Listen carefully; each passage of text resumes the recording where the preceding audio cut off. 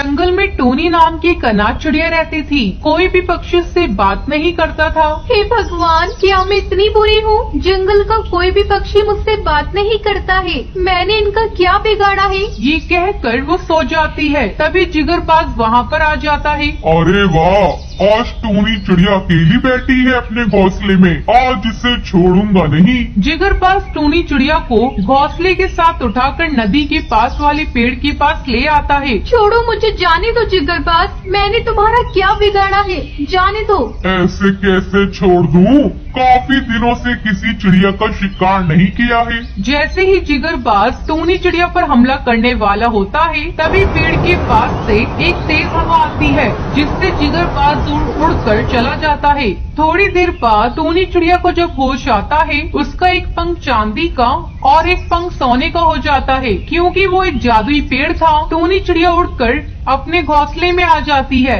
हे भगवान, ये सब क्या हो रहा है? मेरे पंख सोने चांदी की कैसे बन गई? ये सब कालू कौवा देख लेता है। अरे ये सब क्या है? इस अनाथ टूनी चिड़िया के पंख सोने चांदी की कैसे बन गए? अपने साथियों को बताना होगा। ऐसे ही काफी दिन गुजर जाते हैं। अब जंगल के सब पक्षी टूनी चिड़िया की बहुत सेवा करते हैं। अरे टूनी चिड़िया, आप इस जंगल की शान हैं। आप बहुत बड़ा अजूबा हैं। आप पहली चिड़िया हैं जिसके सोने चांदी के पंख हैं। हाँ बबली कबूतरी, आप बिल्कुल सही कह रही हैं। अब हमें टूनी चिड़िया का बहुत ख्याल रखना होगा, कहीं कोई बदमाश पक्षी ने नुकसान पहुंचाने की कोशिश न करे। अब रात में टूनी चिड़िया अपने घोंसले में सो रही होती है। तभी कालू कौवा जिगरबाज के साथ वहाँ पर आता है। अरे वाह कालू कौवे, मजा आ गया। चलो जल्दी से इस टूनी चिड़िया को पकड़कर ले चले।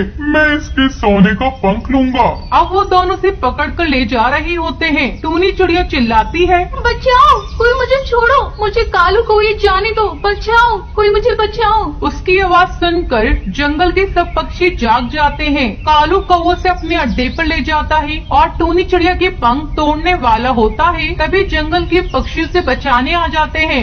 कालू कौवे, जिगरबाज, तुम्हारी हिम्मत कैसी हुई हमारी टूनी चिड़िया को मारने की? हम तुम्हें छोड़ेंगे नहीं। वो सब मिलकर कालू कौवे जिगरबाज को खूब मारते हैं और उसे वहाँ से भगा देते हैं। शुक्रिया बबली कबूतरी, टुनटुनी चिड़िया, आप सबने मेरी जान बचा ली। अब वो सब टूनी चिड़िया के लिए एक पक्का घोंसला बना देते हैं और सब एक साथ खुशी खुशी रहते हैं। टूनी टुनटुनी से बिल्कुल भी प्यार नहीं करती थी, क्योंकि उसकी सौतेली बेटी थी। अरे करमजली, इतनी देर लगती है पानी भरने में? अभी कपड़े भी धोने हैं और बर्तन भी मांजने हैं। वो सब कौन करेगा? माँ, मैं अभी सारे काम कर देती हूँ। तभी टूनी का बेटा वहाँ आता है। माँ, बहुत जोरों से भूख लगी है। हाँ मेरे लाल, तो उठ गया। मैं अभी तेरे लिए खाना बनवाती हूँ। ओ टुनटुनी महारानी, जा के पहले मेरे बेटे के लिए खाना बना दे।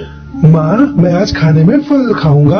अच्छा, मेरा राजा बेटा आज फल खाएगा, तो मैं फल ही खिलाऊंगी। टुनटुनी, पहले जा नीली नदी से शरीफा तोड़कर लेकर आ। मेरे बेटे का मन आज फल खाने को है, तो आज घर में शरीफा फल खाएंगे। हाँ माँ, अभी जाती हूँ। टुनटुनी शरीफा फल तोड़ने के लिए नदी पार जाती है और वहाँ बैठकर रोने लगती है।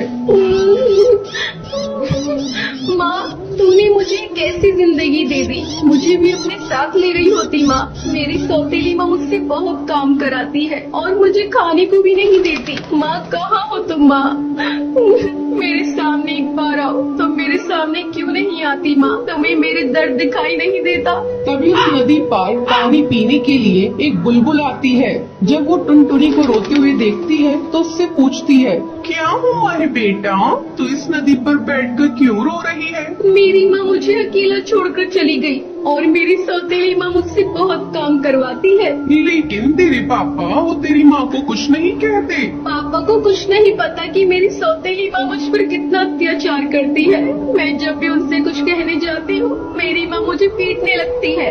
बेटा तू चल मेरे साथ, मैं तुझे अपने पास रखूंगी और तुझे एक माँ का प्यार दूंगी। तू चलेगी ना मेरे साथ? वो बुलबुल टुनटुनी चिड़िया को अपने घर ले जाती है। काफी देर तक जब टुनटुनी घर नहीं लौटती, पता नहीं ये लड़की कहाँ जाकर मर गई, अभी तक घर नहीं आई। लगता है शरीफा तोड़ते समय नदी में डूबकर मर गई होगी। अच्छा ही हुआ इस लड़की से मेरा पीछा छूटा। बंटी पूछेगा तो मैं कोई न कोई बहाना बना दूंगी।